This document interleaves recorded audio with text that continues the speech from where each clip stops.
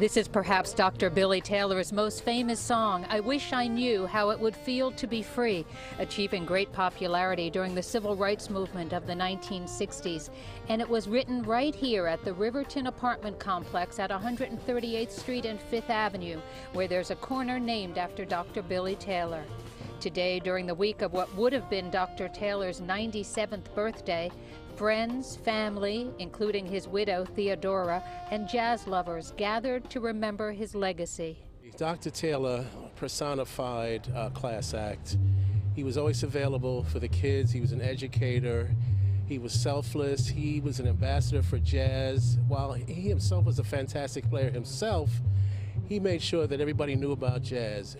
Dr. Billy Taylor was a fabulous jazz pianist who played with all the jazz greats, but perhaps equally important to him was his mission to bring jazz back to the people who could not afford to go to the fancy nightclubs. He founded Jazzmobile, bringing back jazz to the streets of Harlem. One of his concerns that people who had created jazz as an art form, that is an American art form, were not able to actually hear the music because they could no longer afford to go to the downtown clubs and hear the big names like Dizzy Gillespie and other great musicians. And so he wanted to bring it free to communities like Harlem, communities like Bed-Stuy, and he did that.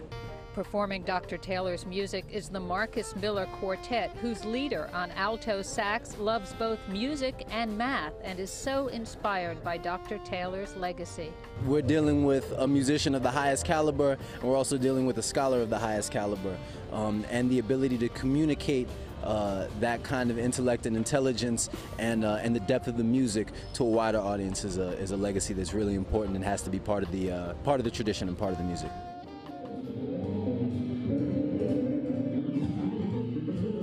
And Dr. Taylor's legacy lives on in Jazzmobile and its Summerfest, bringing free concerts throughout the city.